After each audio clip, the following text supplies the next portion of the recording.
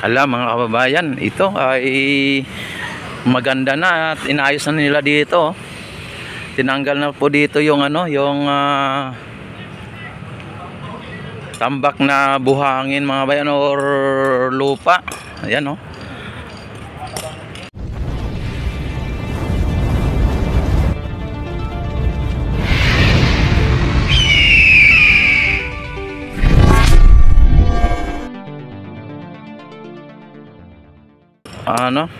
Ayan mga kabayan, nakita naman ninyo at bigla-biglang linis dito oh. Nawala na yung mga tambak dito mga kabayan oh. Ayan. At panigurado sunod na araw iba na naman ang ating makikita dito. Talagang ay napaka na dito, napaka ganda na dito mga kabayan. Ito mga kabayan ay talagang na dito, tinanggal na po dito yung mga concrete na linagay dati dito. Tapos lalagyan na po ito ng ububuhusan ng ang tawag dito yung ng bike clean. At dito mga kabayan yung dito yung gutter mga kabayan. Ayan, linagay na nila yung gutter. Si kahapon tinanggal at pinabago ulit na gutter ang linagay dito. Siguro hindi siguro akma doon sa linagay nila. Kaya ayan, inayos ulit. Ngayon mga kabayan, ayan nakita natin ay nagtatanim na sila dito ng tinaniman na po ng ng Carabao grass mga yan. Ang ganda. Ay, grabe naman to. Sir, hindi Carabao grass. Paragrass pa yung tawag niyan? Basta lapad dahon, paragrass. Paglapad ng dahon, paragrass. Pero pag yung pataas, Carabao grass. Yun. Na koreksyon na tayo ni dito, ni Foreman. Yan, salamat idol.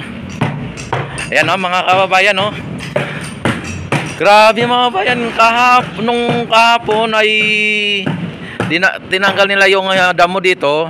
Tapos linagay doon kasi nagano sila doon, naglagay din sila ng ground cover. Ginawa ng ground cover. Ay ginawang ground cover yung nandito. Kaya makita nyo mga kabayan sa gilid, ang ganda na. Sa mga gilid ng puno, ginawang ground cover pala ang tawag noon. Ngayon, nakita naman ninyo yung santan pala, yung may bilog-bilog, linagyan ng santan. Tapos, lagyan ng ilaw yan, sir. Lagyan ng ilaw din yan. Lagyan pa ng ilaw. Grabe mga kabayan. Tinudo na po ni, dito, ni Foreman. Tapos, sana nung, anong damo? Mundo grass. Mundo? Ay, mundo grass mga kabayan. Nito? Lilim yan ito. Yan ang makubuhay sa lilim. Sa lilim ilalagay. Wow, grabe. Ito pala mga kabayan, kahit na walang araw, to. Nabubuhay sa mga lilim na lugar mga kabayan. Ito ang ilalagay. Magandang tingnan nyo mga kabayan Mundo grass mga kabayan. Tapos dito tingnan nyo, dinagay dito yung paragrass. Ay dito paragrass pala mga kabayan, nagtatanim sila dito. Ang ganda, ay grabe. Linalagay lang ganito pala mga kabayan. Nakita naman ninyo parang akala mo ay pag nadiligan po ito mga kabayan, akala mo ay noon pa tinanim o matagal na tinanim ito. At saka hindi po ito tumataas na as in tumataas kasi paragrass pala to. Tapos yung Carabao grass mga kababayan ay tumataas yung yung dahon. Ganda Ayan. Grabe mga kabayan. Tapos ang dito, ito pala ang dito mga kabayan, kahit na hihiga ka dito mga kabayan, kahit hihiga ka pag asali na ito ay lumago na, kahit hihiga ka, hindi ka putikan o hindi ka dumihan mga kabayan pagka ito ay lumago na yung paragrass na to. Ayan Wow, talaga naman ang ganda ng mga kabayan dito. Oh. Tapos dito sa may ano, sa may mga puno mga bayan, ayan, talagang buhay na po yung mga halaman dito. Ayan. At nakita naman ninyo mga bayan, no, yung mga halaman dito, ang ganda oh. Ayan. Pati doon mga bayan ay linagyan na ng halaman. Ang ganda ng ano dito mga bayan, ang ganda.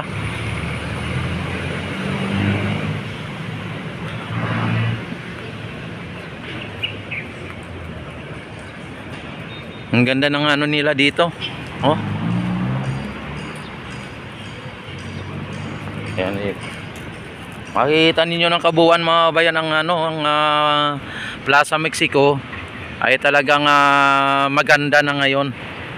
Hindi pa po ito tapos mga bayan. Maganda na tingnan. Ayan. Naglalagay po sila dito ng paragraphs mga babayan at kinoreksyonan po tayo ni Foreman na ito ay hindi Carabao grass kundi paragraphs. Ayun no. Ha? Flex TV. Oh. Ayun si Papa D, kasama ko 'yon. Ano lang pala no, idol, ano, ginaganyan lang ano. Ha? Ako si Papa G. Papa G. Papa D din to? G. Papa G. Yung vlog mo Papa G. Wow, i-subscribe niyo ang kanyang YouTube channel mga bayan, ano, Papa G. Yung kasama namin dito si Papa D, si Papa G.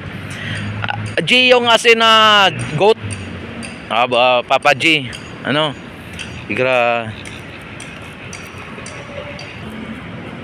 Ayan mga bayan, no, si Papa G. Yan talagang dito ngayon ay nagtatanim siya ng paragrass mga bayan. Paragrass palang tawag dito. Kala ko Carabao grass. Yan, shoutout mo na idol. Ano mo, kaya lang na nagtatrabaho si idol. Kaya hindi. Yan ang ano dito, no. Naano natin yung kanyang trabaho, abala. Kami mga bayan, no, at akalain mo nga ano, no, yung mga oo. Tama po 'yun. Akalain mo mga bayan at ito ano pala, no, nakaganyan, no. Wow, talaga naman ang ano. Lahat na may mga lupa na yan, idol, ay lalagyan yan. Lahat na may lupa mga bayan, lagyan ng paragrass mga bayan. Tapos itong mundo grass, ilalagay din sa ilalim ng ano, ng dito sa may mga malilim. Kaya kahit na walang araw o malilim na lugar, ay mabubuhay po itong mundo grass mga bayan. Itong mundo grass na to, oh. Mabubuhay po ito. At saka green na green siya mga bayan, oh. Green na green. Ayan, at ito po ang latest na update dito sa ating Plaza Mexico mga bayan. At abangan lang po ninyo ang mga update pa namin dito. At makikita ninyo pag natapos na itong Plaza Mexico ay talagang i-open public na po ito. Ang ganda na po dito mga bayan. At lalagyan din po ito ng ilaw sigurado. May mga ano dito mga bayan, may mga ano ng ilaw. Katulad nito mga bayan, no. Ang ano to ng wire para pagka kung ano lalagyan po ng mga ilaw. Ang gaganda dito mga bayan pagka sakaling malagyan na po ng ilaw itong mga to. Pumukuti-kutita pang ganda dito mga bayan at mapapawaw ka dito. Pati yung mga halaman may mga ilaw. Yan, no. Talagang makikita mo dito mga bayan, plasang plaza talaga. Plaza Mexico talaga mga bayan, parang nasa Mexico ka lang. Sakali ito ay malagyan na po at matapos na po. Ayan, talagang aabangan po ninyo ang mga susunod na mga progreso ng ating Plaza Mexico mga bayan. Kung ano ang ano dito, ang mga pagbabago. Dati mga bayan ay ito ay talagang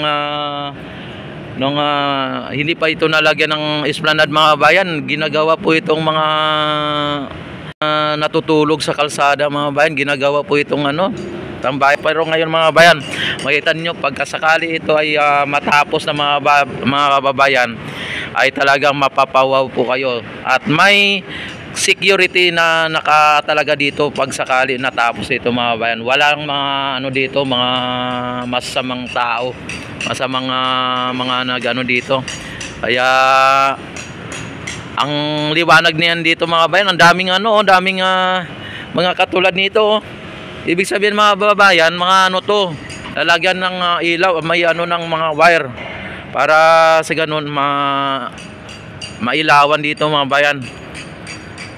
At karugtong po ito ng ng esplanade na animoy nasa ka na, nasa ibang bansa ka na, nasa Europe ka na.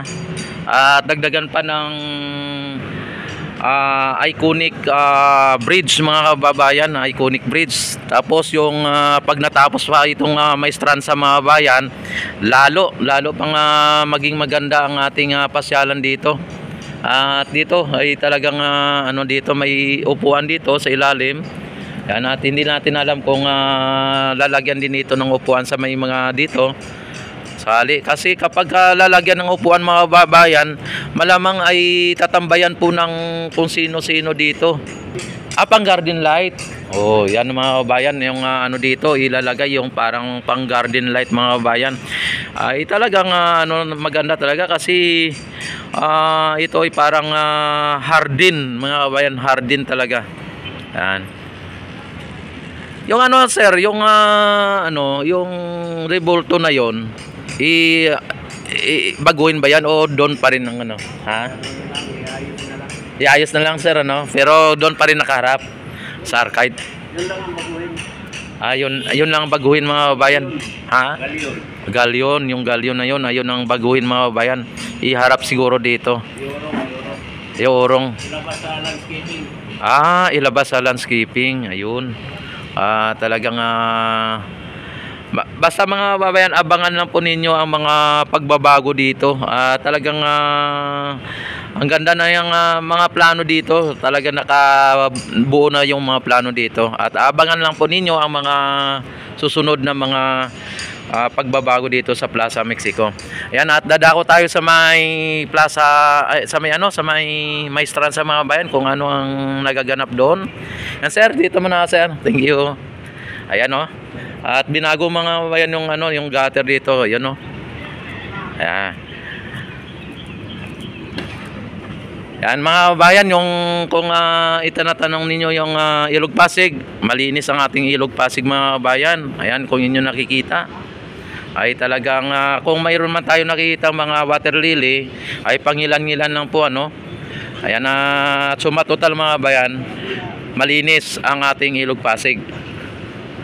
Ayan, at dito puspusan ng ginagawa dito ng ating mga manggagawa.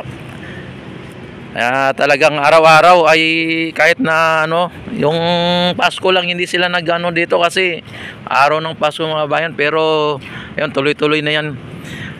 Baka New Year lang na naman ulit ang holiday nila nito.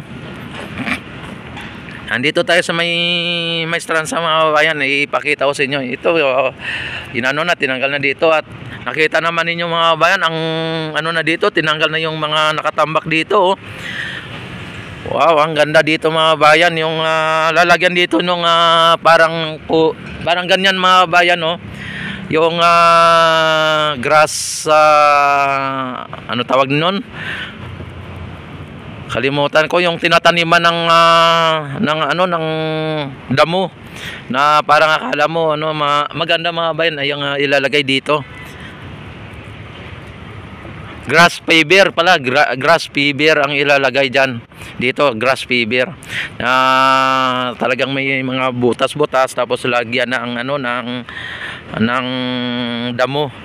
Tataniman siya ng damo, grass paver. Sasabi ni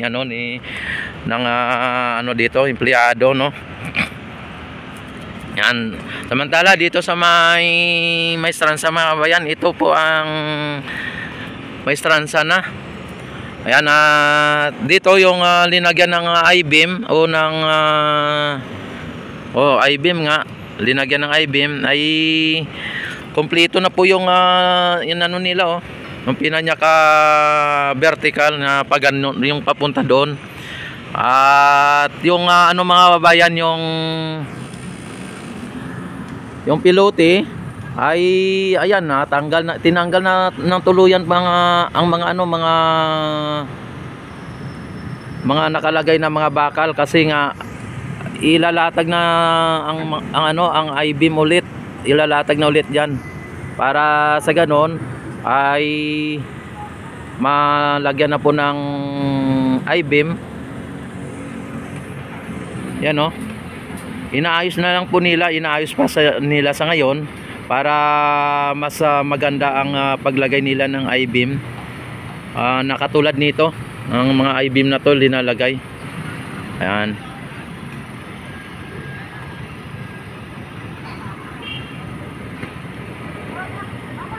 Grabe ang layo ng mga bayan, ang layo na ng ang layo na ng naabot ng Maestranza Esplanade mga bayan, malayo na Tapos may nagbabaon pa po sila ng mga pilote ulit. Yan, araw-araw ay naglalagay sila ng pilote mga bayan, naglalagay sila. At araw-araw ay talagang dito yung mga mga manggagawa mga bayan, araw-araw. Ayan.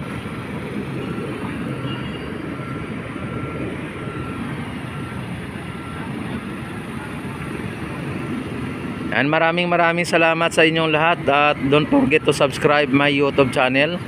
Click notification bell, select all na para ma-notify agad kayo tuwing ako ay mag-live at mag-upload ng mga videos mga bayan. Thank you very much, and God bless po sa inyong lahat. Mabuhay ang bagong Pilipinas. Mabuhay si PBBM.